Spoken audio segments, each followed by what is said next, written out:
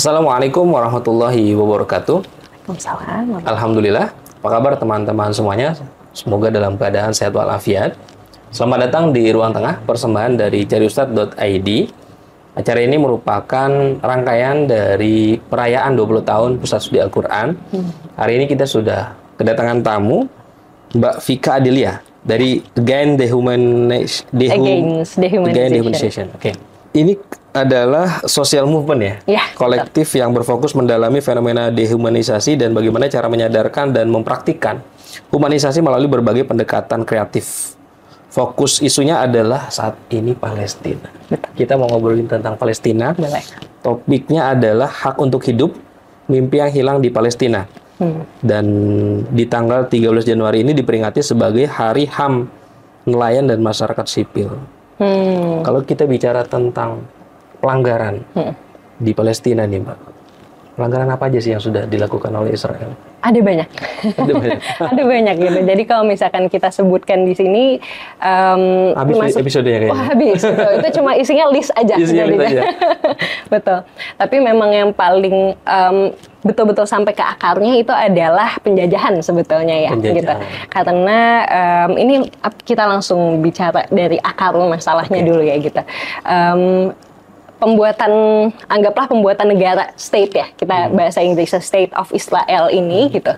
Dia kan dimulai dari akumulasi beberapa, jadi ada niatan, ada interest gitu ya, dan juga ada situasi yang pada akhirnya mendukung ini pada akhirnya dilakukan gitu. Jadi kalau kita ngomongin interest itu ada beberapa. Jadi yang pertama, dan ini tuh biasanya sebetulnya adalah proyek, kita nyebutnya proyek gitu ya. Proyek yang lebih lama itu tuh sebetulnya bukan dari orang-orang Yahudinya, tapi dari orang-orang Kristen, tapi aliran yang paling ekstrim dari namanya Evangelical Christian gitu.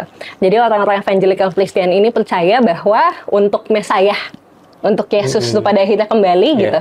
Hal yang harus dilakukan pertama-tama adalah restorasi ataupun return of the Jews gitu. Jadi kembalinya Yahudi dan restorasi Yahudi di tanah Palestina. Kayak gitu. Nah, itu pertama. Kemudian yang kedua ada dari orang-orang kapitalis gitu ya. Orang-orang kapitalis, nah termasuk salah satunya juga misalkan keluarga Rothschild yang biasanya disebut. Keluarga Rothschild itu kan juga mereka Yahudi gitu pertama, tapi kemudian yang mereka ketika tahu soal Jewish Project ini ya membayangkan, oh kalau ada perluasan bisnis di tanah Palestina itu ya itu akan menguntungkan buat mereka kayak gitu. Kemudian ketiga, kita harus ingat bahwa State of Israel ini pun juga dia dibentuknya ketika di masa awal-awal banyak ini ya pembentukan negara baru.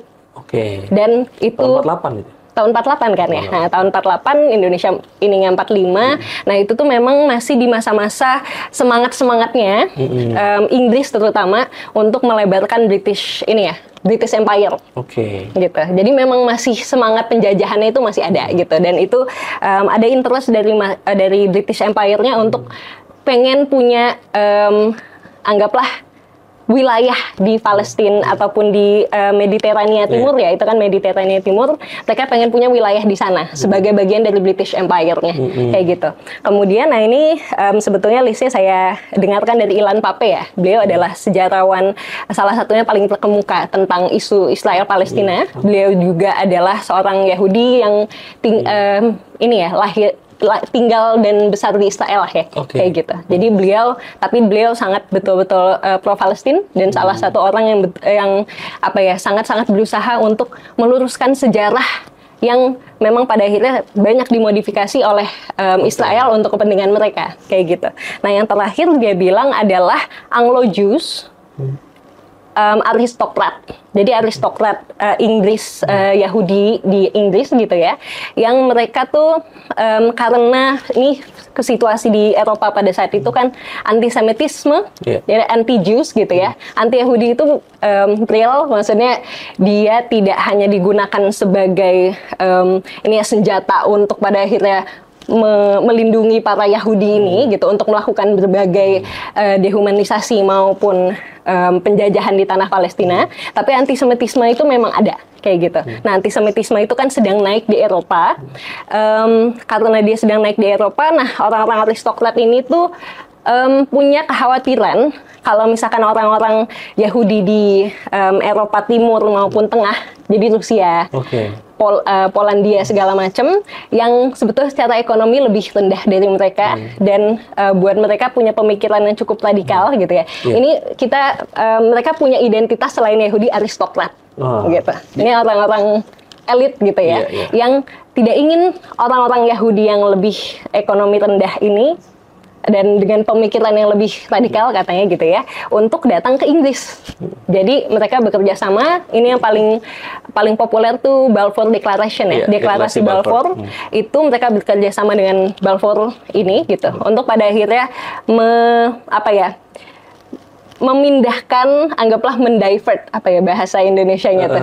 Jadi jangan datang ke Inggris, pindahin aja ke Palestina, kayak gitu. Jadi, nah itu tuh proyeknya sudah dari sebelum 1948 itu ya, gitu. Jadi orang-orang yang datangnya sekitaran 1905 sampai 1920 kayak gitu ya. Mereka melihat tanah Palestina itu sebagai tempat untuk datang. Makanya jadi ketika kita melihat dari perspektif itu, ya kita melihat orang-orang yang baru datang ini gitu sebagai penjajah kayak gitu. Nah, barulah mohon maaf ini dinamain. Nah, barulah 1920 itu mereka kan misinya adalah untuk mendatangkan orang Yahudi tapi terutama dari Eropa dan Amerika kayak gitu. Nah, tapi ternyata ketika sudah dilakukan proses itu gitu ya, secara demografik jumlahnya tuh masih kurang. Jadi tadinya kan sebetulnya Palestina itu adalah tanah yang sebelum Zionis itu datang, sudah ada orang Yahudi, sudah ada orang Kristen, sudah ada orang Muslim di sana hidup dengan bersama-sama kayak gitu kan. Dan orang Yahudi itu banyak yang juga orang Arab gitu. Kan kita sering mendengar istilah Palestina itu Yahudi versus Arab.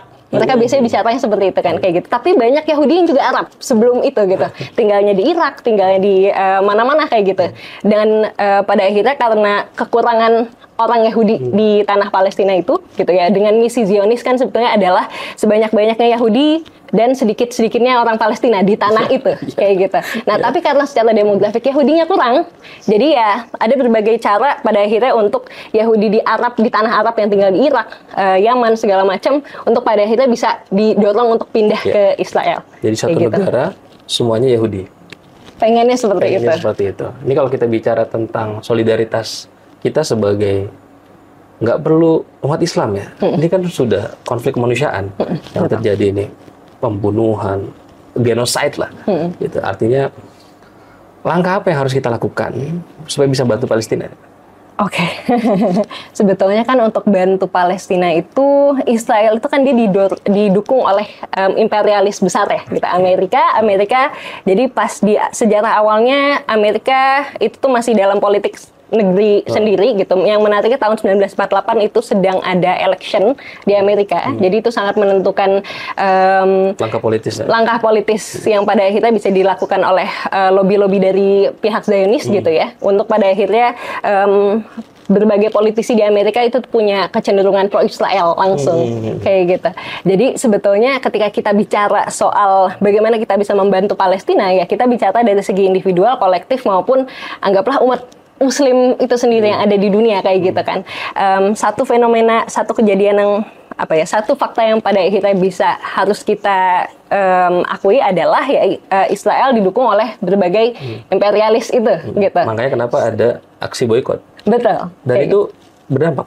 Boikot berdampak. Mungkin yang akan bisa bicara lebih jauh itu tuh adalah dari BDS-nya langsung ya, kayak gitu. Dan itu perlu kita galakan ya. Boikot kalau menurut saya ya, gitu. Sebetulnya selain dari boikot itu, akhirnya saya juga melihat dari orang-orang yang mengikuti boikot itu lebih ke jalur-jalur mendukung bisnis lokal juga. Betul. Dan itu ada fatwanya. Betul. Jadi fatwa tahun 2023 tahun lalu, tahun 83 itu fatwa mengenai dukungan terhadap perjuangan kemerdekaan Palestina. Terus kemudian ada juga kemarin hasil Ijtima Ulama di Bangka Belitung terkait dengan penggunaan produk dalam negeri. Jadi itu sebagai langkah konkret kali ya, langkah konkret kita selain mendoakan tentunya. Betul. Dengan memakai produk dalam negeri, kemudian juga memboikot produk-produk yang memang terafiliasi mendukung secara langsung agresi dan aneksasi Israel terhadap Palestina, itu mungkin menjadi wa ta'awanu 'alal birri wat taqwa wa la ta'awanu 'alal itsmi wal 'udwan ya. apa sebetulnya solusi jangka panjang nih, Mbak? Kalau kita mau bicara tentang, ini tidak mungkin jangka pendek ya, untuk mencapai perdamaian dan keharmonisan. Betul. Kira-kira apa? Kalau jangka panjangnya ada beberapa gitu.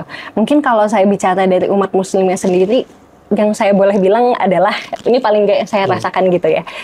Orang Indonesia itu pro-Palestina, tapi secara pengetahuan tidak sedalam itu gitu. Jadi maksudnya mendukung on the surface karena sekelilingnya dan juga agamanya, orang-orang terpandang di agamanya paling gaya tokoh-tokoh di Islamnya itu tuh mendukung Palestina kayak gitu. Tapi apakah mereka mendukung Palestina dengan pengetahuan yang mantap, dengan pondasi yang jelas? Kenapa sih kita harus mendukung Palestina gitu? Tidak sekedar taklid buta. Iya, gitu, enggak. Tapi karena ini yang saya rasakan mungkin ini karena isu saya selain memang Palestina itu juga isu pengungsi ya, refugees gitu. Dan memang refugees itu banyak sekali dari negara-negara yang mayoritas Muslim gitu ya.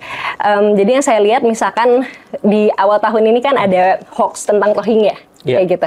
Nah, saya tahu orang-orang yang tadinya mendukung Rohingya dulu kemarin karena mereka saudara Muslim kayak gitu. Akhirnya jadi berbalik. Menghina ataupun bahkan ya sesedikitnya ada teman saya yang bilang bahwa Fik, aku tuh sampai dulu tuh aku pernah fundraising buat Rohingya ini, aku tuh sampai bertanya-tanya loh, aku tuh bener nggak sih dulu ngelakuin ini kayak gitu, meskipun sebetulnya itu basisnya hoax kan gitu. Jadi sebetulnya kita tuh mudah sekali digoyang karena kita tidak punya pondasi pengetahuan yang jelas dan mendalam. Dasar argumentasinya kenapa kita harus mendukung ya? Betul, kenapa harus mendukung, kenapa harus memperjuangkan hak-hak maupun keadilan yang harus mereka dapatkan kayak gitu.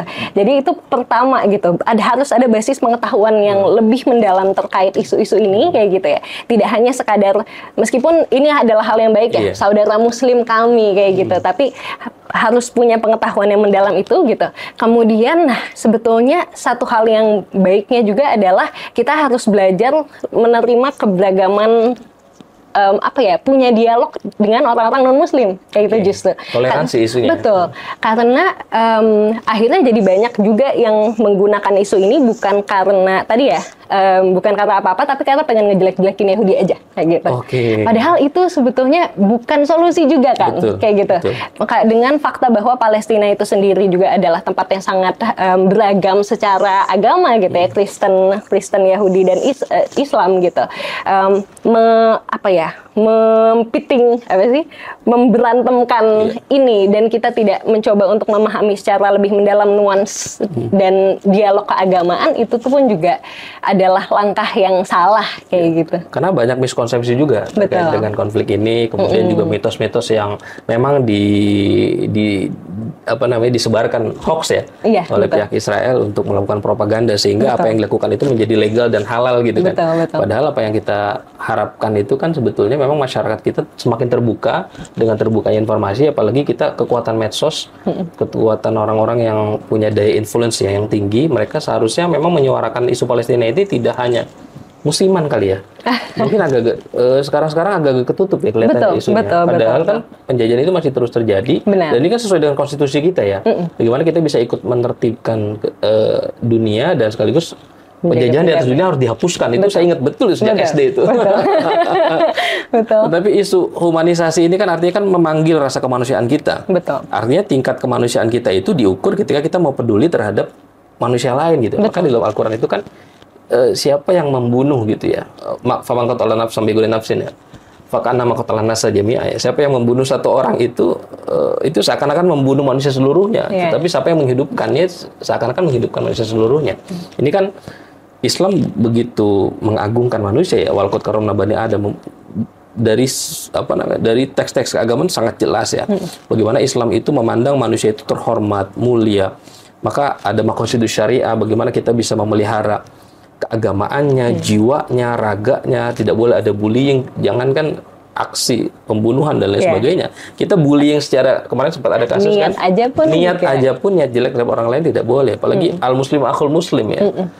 Artinya betul-betul pelaksanaan syariat itu tidak hanya sekedar individual, tetapi kita terikat dengan kewajiban, tidak hanya hak asasi manusia, tapi kita ada kewajiban asasi manusia, ada tanggung jawab asasi manusia.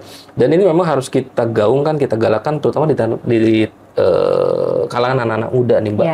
Nah, ada nggak, Mbak, mungkin treatment Mbak yang sering memberikan edukasi atau sosialisasi literasi terhadap anak-anak muda terutama untuk meningkatkan rasa kemanusiaan itu, Mbak? Biasanya tuh mulai dari yang sekecil ini ya, sekecil ke satu sama lain dulu gitu. Satu hal yang jadi saya mendengarkan kajian Imam Omar Sulaiman gitu. Kemudian satu hal yang beliau bilang ketika bicara soal Palestina dan Suriah gitu ya, terutama Palestina mungkin ya gitu. Karena yang namanya di Islam kan kanonnya Asyams tuh bukan cuma Palestina, tapi Suriah, Lebanon, Jordan gitu. Jadi sebetulnya itu satu sih sebetulnya, jangan sampai kita cuma belajar soal Palestina tapi juga lebih luasnya lagi gitu. Kalau secara Islamnya Asyams kan lebih luas daripada itu kan kayak gitu. Nah yang beliau bilang dan itu betul-betul ngena di saya adalah kita jangan cuma mau Palestina merdeka gitu, tapi yang harus kita pikirkan adalah kita sebagai umat tuh layak nggak sih menerima Palestina yang merdeka. Gitu. Jadi yang yang beliau indikasikan di sana adalah itu tuh tentang refleksi diri ke dalam diri kita gitu. Kita udah nggak sih misalkan apa itu artinya merdeka gitu pertama gitu ya.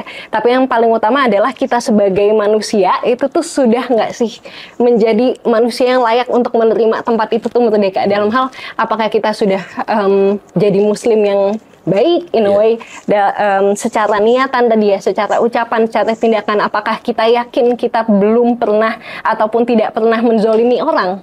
Apakah kita belum pernah tidak adil sama orang lain kayak gitu? Bahkan tidak adil sama diri sendiri pun juga adalah sebuah hal kan kayak gitu. Tapi kan yang namanya manusia tidak sempurna, kita selalu dalam proses penyempurnaan. Tapi kan kalau di dalam Islam tuh ada konsep ihsan, dalam hal kita terus menyempurnakan diri kan pada akhirnya kayak gitu. Jadi itu hal yang biasanya saya ini ya sampaikan, dan entah kenapa untuk beberapa segmen orang-orang yang saya temui itu adalah yang cukup mengena gitu tentang berefleksi terhadap dirinya sendiri, terhadap bagaimana dia ke lingkungannya, kemudian bagaimana dia bisa menciptakan lingkungan yang itu gitu menghumanisasi dan adil ke satu sama lain, sehingga kita bisa membawa itu anggaplah ke skala yang lebih besar kayak gitu. Jadi adil itu dan ihsan itu dimulai dari diri sendiri, ke lingkungan terdekat, dan kita harapkan kita paham geopolitik. Karena kita terus terang ya, Muslim di kita mungkin nggak paham geopolitik ya, padahal dunia ini secara tingkat ekonomi, sosial, lingkungan dan sebagainya itu tidak bisa dilepaskan dari politik global. Gitu. Betul. Terima kasih nih Mbak Vika untuk kesempatannya ngobrol berbagi di ruang tengah.